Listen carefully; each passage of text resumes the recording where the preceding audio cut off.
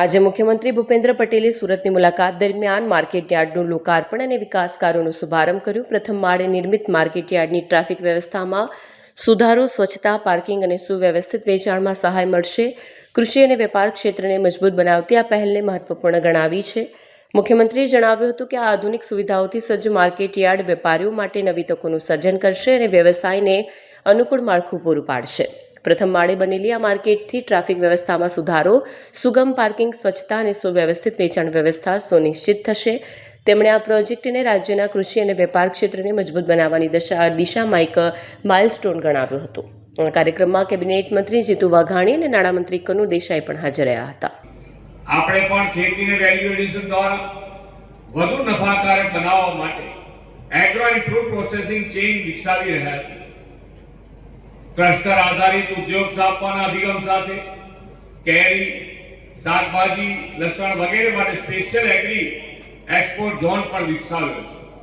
દૂધ ઉત્પાદન સહિતના એગ્રી એલાઇડ સેક્ટરમાં પણ ગુજરાત મહત્વની ભૂમિકા ભજવી રહ્યું છે।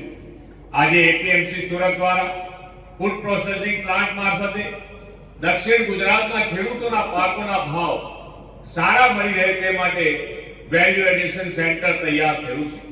આ સેન્ટરથી હમણાં ચેરમેન શ્રી જેમ જણાવતા તેમ દક્ષિણ ગુજરાતના ખેડૂતોની કેરી, ચીકુ જેવા ફળો ખરીદીને તેનો પલ્પ બનાવીને Russia, Korea, Japan, Canada, America જેવા દેશોમાં નિકાસ કરવાથી ખેડૂતોને વધુ મૂલ્ય મળી રહ્યું છે। આ ઉપરાંત mango juice, jam, lychee juice, tomato ketchup, tomato puree, અથાણા સહિતના અન્ય ઉત્પાદનો પણ સુરત, તાપી જિલ્લા તેમજ સુમૂલ પાર્લર કૃષિ બોર્ડ ખાતે વેચાય છે। તેને વધુ પણ વેગ મળી રહ્યો છે।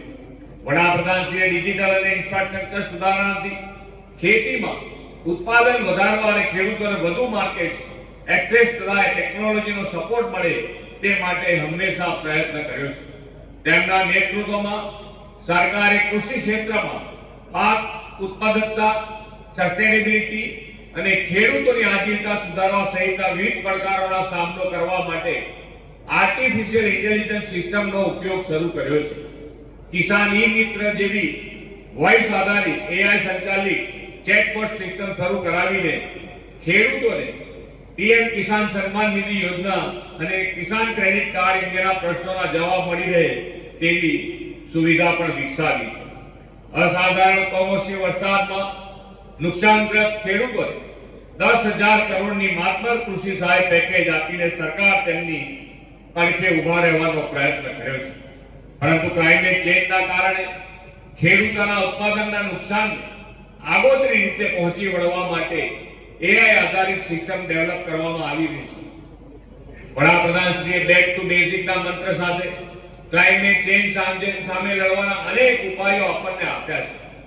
તેમણે વિકસિત ભારત 2047નું જે લક્ષ્ય રાખ્યું છે તેમાં પણ તેમણે દેશમાં રાસાયણિક ખાતર મુક્ત પ્રાકૃતિક ખેતીની પ્રેરણા આપણને આપી છે। રાસાયણિક ખાતરથી થતી ખેતી શોર્ટ ટર્મ ગેઇન, ટૂંકા ગાળાના ફાયદા આપે, પરંતુ જમીન અને માનવીના સ્વાસ્થ્ય હેલ્થ માટે નુકસાન કરતા છે। પ્રાકૃતિક ખેતી પર્યાવરણની પણ રક્ષા કરે, જમીન અને આપણી પ્રાણી પ્રદૂષિત થતા નથી। લોકો હવે હેલ્થ કોન્શિયસ થયા છે।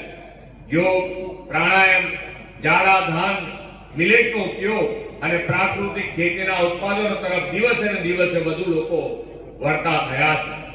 નેચરલ ફાર્મિંગ કરતા ખેડૂતોની આવકમાં વધારો થઈ રહ્યો છે અને રોજગારીનું એક નવું ક્ષેત્ર ઊભું થયું છે।